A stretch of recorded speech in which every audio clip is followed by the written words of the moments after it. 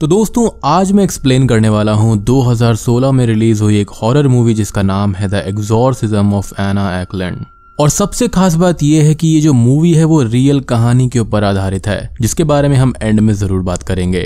इस मूवी को डायरेक्ट किया है एंड्रू जोन्स ने। और अगर आप इस मूवी को देखना चाहते हैं तो आपको बस इस वीडियो को एंड तक देखना है, क्योंकि एंड में मैं आपको बताऊंगा कि आपको ये मूवी कहां पर देखनी है, वो भी बिल्कुल फ्री में। जी हाँ, इस मूवी के अंदर प्रॉपर डेविल और जीसस के कॉन्सेप्ट को दिखाया गया है, जो काफी इंटरेस्टिंग है। अब देखो, इसी तरह के एक इंटरेस्टिंग कॉन्सेप्ट के ऊपर एक डिटेक्टिव थ्रिलर वेब सीरीज आ गई है जिसका नाम है डिटेक्टिव बुमराह, जिसका पहला एपिसोड रिलीज हो चुका है। इसके अंदर डिटेक्टिव बुमराह एक ऐसे आदमी की खोज कर रहे हैं जो कि छत से कूदा पर नीचे नहीं आया। लग रहा है ना काफी इंटरेस्टिंग, तो चलिए देखते हैं इसके ट्रेलर की एक झलक।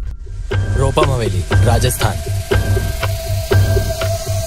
कुछ दिन पहले देर रात अचानक ऐसा हुआ, एक आदमी छत से कूदा पर नीचे नहीं आया, वो हवा में गायब हो गया।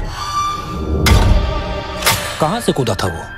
तो लग रही है ना काफी इंटरेस्टिंग वेब सीरीज। तो आप इस वेब सीरीज को कहानीकार सुधांशु राय के ऑफिशियल यूट्यूब चैनल पर देख सकते हैं। मुझे तो ये काफी बढ़िया लग रही है। अब आप देखकर बताइए कि आपको कैसी लगती है, जिसका लिंक आपको नीचे डिस्क्रिप्शन में मिल जाएगा। जाइए उनके चैनल को सब्सक्राइब कीजिए, लाइक करिए और कॉमेंट करके जरूर बताना कि आपको ये कैसी लगी। तो चलिए अब बिना किसी देरी के चलते हैं सीधा वीडियो की तरफ।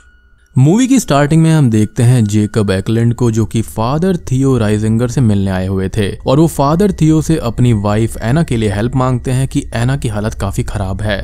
अब अगले सीन में फादर थियो एक दूसरे प्रीस्ट यानी कि फादर रिचर्ड लामोंट को अपने पास बुलाते हैं और रिचर्ड को एना के बारे में बताते हैं और ये बोलते हैं कि एना नाम की एक लड़की डेविल पोजेशन में है। एना की फैमिली हमेशा से गॉड में बिलीव करती थी और रेगुलर चर्च भी जाया करती थी, लेकिन स्टिल उसके साथ में ऐसा हुआ है। 14 साल की उम्र में एना को पहली बार डेविल ने पजेस किया था और अब फिर से इतने सालों बाद 25 साल की एना को डेविल ने फिर से पजेस कर लिया है और थियो को एना के एग्जॉर्सिज्म में रिचर्ड की हेल्प चाहिए। रिचर्ड यहाँ पर थियो की सारी बात सुन लेता है और बोलता है कि वो कुछ टाइम पहले एक विलेज में गया हुआ था जहाँ पर मदर मैरी के स्टैचू की आंखों से खून निकल रहा था। और रिचर्ड ने हालांकि सबको तो संभाल लिया, लेकिन अब उसका ही ट्रस्ट गॉड के ऊपर कमजोर हो गया है, जिस पर थियो ये बोलते हैं कि रिचर्ड उनकी हेल्प करके खुद को रिडीम कर सकता है। अब अगले सीन में वो दोनों चर्च के कॉन्वेंट में जाते हैं जहाँ पर एना को रखा गया था। यहाँ पर नर्स ये बताती है कि एना को जब ब्लेसिंग वाला खाना दिया जाता है तो वो नहीं खाती, लेकिन वो बिना ब्लेसिंग वाला खाना खा लेती है। जिस पर रिचर्ड ये बोलते हैं कि आखिर एना को ये कैसे पता कि कौन सा ब्लेसिंग वाला खाना है और कौन सा नहीं है। खैर, अगले सीन में फादर रिचर्ड अकेले ही एना से मिलने जाते हैं और वो देखते हैं कि एना की आंखें पूरी तरह से वाइट हैं और वो रिचर्ड से ये बोलती है कि सेटन अब उन सभी के बीच में आने वाला है। साथ ही वो ये भी बोलती है कि रिचर्ड उसके साथ में हो जाए, क्योंकि उसका भरोसा तो गॉड से पहले ही टूट चुका है। और एना यहाँ पर लैटिन भाषा में भी बात करने लगती है, जो कि डेविल पोजेशन या फिर डीमन पोजेशन का बहुत ही इनिशियल रूप है। रिचर्ड यहाँ पर उससे ये पूछता है कि अगर वो इतनी ही पावरफुल है तो वो यहाँ से भाग क्यों नहीं जाती, सबको ओवर पावर कर ले और यहाँ से भाग जाए। जिस पर वो और उसके अंदर का डेविल ये बोलता है कि वो लोगों की उम्मीद से खेलते हैं। और अब एना यहाँ पर बहुत ही ज्यादा चीखने चिल्लाने लगती है और हलचल करने लगती है। खैर, अगले सीन में रिचर्ड, थियो और मदर सुपीरियर बात कर रहे होते हैं कि उनको एना का एग्जॉर्सिज्म करना चाहिए, क्योंकि उसके अंदर एक से ज्यादा एविल मौजूद है, यानी कि डेविल तो उसके अंदर है ही और साथ ही साथ काफी सारे डीमंस भी हैं। अब अगले सीन में रिचर्ड को नाइटमेयर आता है, जिसमें वो खुद को देखता है जिसकी आंखों से ब्लड आ रहा होता है और जागने पर दीवार पर लगे हुए क्रूसीफिक्स के ऊपर भी ब्लड को वो देखता है। अब रिचर्ड जेकब से मिलने जाता है और उससे एना के बारे में पूछता है कि उसको क्या फॉरेन लैंग्वेज आती है, जिस पर जेकब मना कर देता है और बोलता है कि रिचर्ड एना को बचा ले, क्योंकि एना के बिना जेकब जी नहीं पाएगा। यानी कि यहाँ पर जेकब एना के प्यार में और चिंता में डूबा हुआ था। खैर, अब कॉन्वेंट के अंदर एना को खाना खिलाने के लिए 2 सिस्टर्स जाती हैं और वो एना को जगाती हैं, लेकिन एना जागती है जो कि पोजेशन में थी और वो उन दोनों सिस्टर्स पर ही हमला कर देती है और एक को चोक करके जान से मारने लगती है, जिसे दूसरी नर्स एना को बेहोश करके बचा लेती है। अब तक वहाँ पर रिचर्ड, थियो और मदर सुपीरियर आ जाते हैं और वो तीनों ही एना को बांधने लगते हैं। तभी एना के अंदर का जो डेविल होता है वो ये बोलता है कि सभी को डराओ, खासकर प्रीस्ट को जिसका भरोसा गॉड के ऊपर है, और एना को यहाँ पर मरने दो। और फिर वो बहुत जोर जोर से हंसने लगती है, जो कि ऑब्वियसली उसके अंदर का डेविल है। अब यहाँ पर रिचर्ड एना की बेस्ट फ्रेंड से मिलने जाता है और वहां पर वो उससे एना के बारे में पूछता है कि क्या कभी एना ने कोई एबनॉर्मल चीज की है। अब पहले तो वो मना कर देती है, लेकिन बाद में एक बात को बताती है कि एक बार वो एक नया रैबिट लेकर आई थी जो कि काफी परेशान रहता था और घर में उस रैबिट का मन ही नहीं लगता था। तभी एना एक बार घर पर आई और उसे छूते ही वो रैबिट बहुत ही ज्यादा शांत हो गया और एना के पास ही रहने लगा। जिसके बाद एक और इंसिडेंट में उसकी मदर को बहुत टाइम पहले से स्पाइन में प्रॉब्लम थी और उनकी स्पाइन ठीक ही नहीं हो रही थी। उसने एना से हेल्प मांगी, जिस पर एना ने पहले तो मना किया कि वो ऐसा कुछ नहीं कर पाती और उसके पास में कोई भी एबिलिटी नहीं है। लेकिन उसके बाद में एना मान गई और एना ने जब उसकी मदर को छुआ तो सिर्फ छूने भर से ही उसकी मदर ठीक हो गई। जो प्रॉब्लम लास्ट पिछले 15-20 साल से ठीक नहीं हो रही थी, उसको एना ने अपने टच से ही ठीक कर दिया था, जो कि किसी मिरेकल से कम नहीं था। अब अगले सीन में रिचर्ड और थियो आपस में बात करते हैं, जहां पर रिचर्ड ये बोलता है कि दुनिया में अगर गॉड है तो सब लोग तकलीफ में क्यों हैं, जिस पर थियो ये बोलता है कि दुनिया में अच्छे लोग भी हैं और बुरे लोग भी हैं, लेकिन दिक्कत तब होती है जब अच्छे लोग अच्छाई ना करते हुए बुराई को बढ़ने देते हैं। अब रिचर्ड यहाँ पर काफी परेशान था क्योंकि उसका गॉड के ऊपर से फेथ पूरी तरह से टूट चुका था और वो इस बार एग्जॉर्सिज्म में खुद को कमजोर समझ रहा था, जिसको थियो समझाते हैं कि रिचर्ड को अच्छाई का साथ देना चाहिए और उम्मीद के साथ सब कुछ करना चाहिए, क्योंकि आगे जाकर गॉड सब कुछ ठीक कर देंगे और सब कुछ ठीक हो ही जाएगा।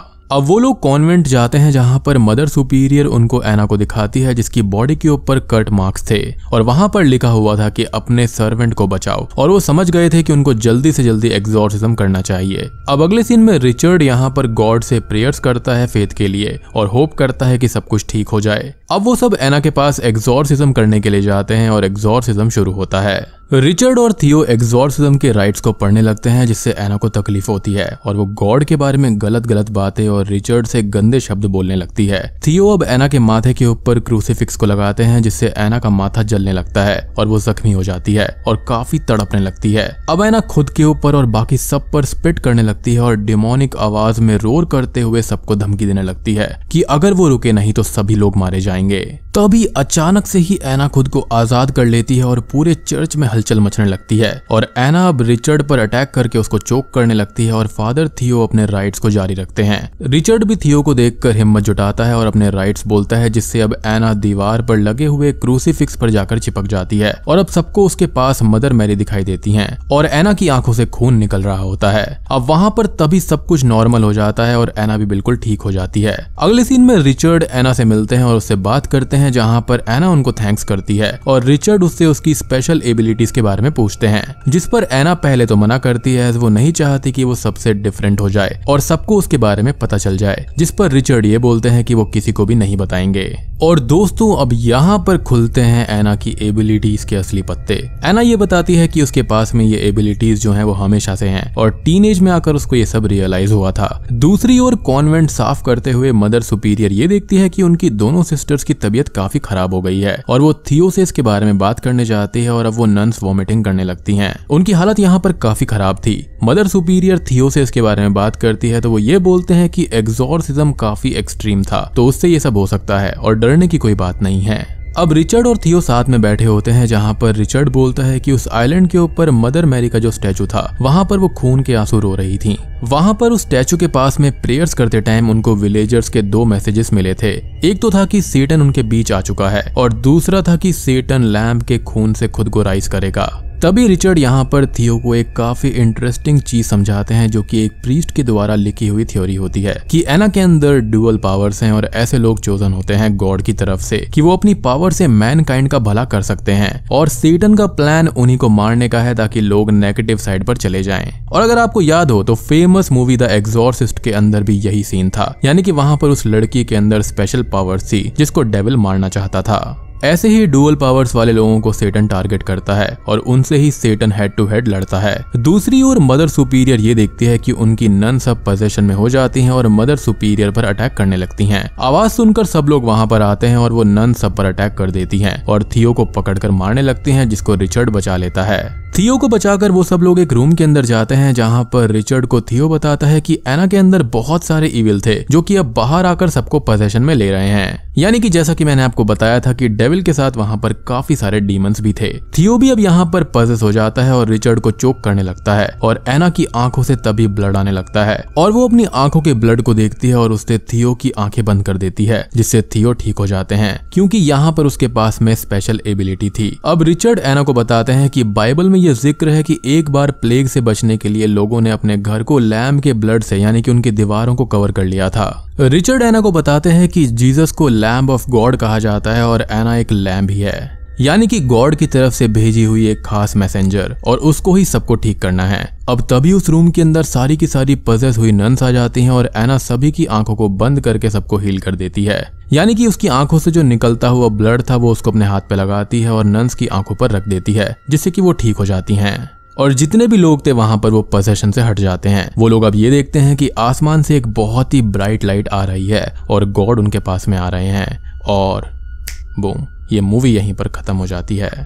तो दोस्तों ये थी the exorcism of Anna Ecklund movie की कहानी। अब यहाँ पर ये जो एना अकलैंड नेम है ये एक सूडो नेम है, यानी कि जिनके ऊपर ये डेविल और डीमंस वगैरह आए थे उनका रियल नेम था एमा शमिट, जिनका 23 मार्च 1882 को जन्म हुआ था और 23 जुलाई 1941 में उनकी मृत्यु हो गई थी। ये एक अमेरिकन वुमन थी जिनके बारे में ये कहा गया था कि उनके ऊपर डिमोनिक पोजेशन वगैरह आया करते थे, जिनके ऊपर कई सालों तक काफी सारे एग्जॉर्सिज्म करे गए थे, लेकिन उनमें से सबसे ज्यादा खतरनाक एग्जॉर्सिज्म जो हुआ था वो 18 अगस्त को शुरू हुआ था और 23 दिसंबर को खत्म हुआ, जो कि 1928 अर्लिंग में हुआ था।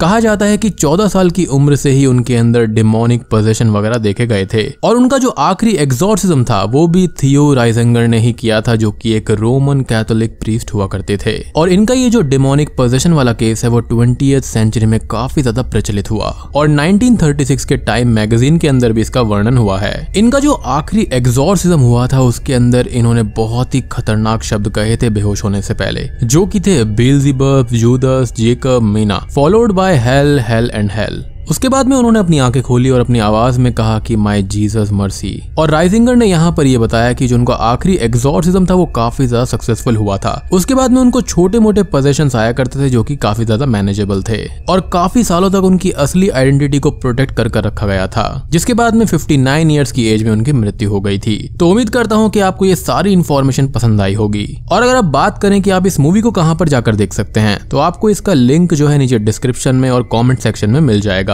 तो वीडियो पसंद आई हो तो लाइक कर देना, चैनल पर नए हैं तो सब्सक्राइब कर लीजिए। तो मैं आप सबको मिलता हूं अगली वीडियो के साथ में, तब तक के लिए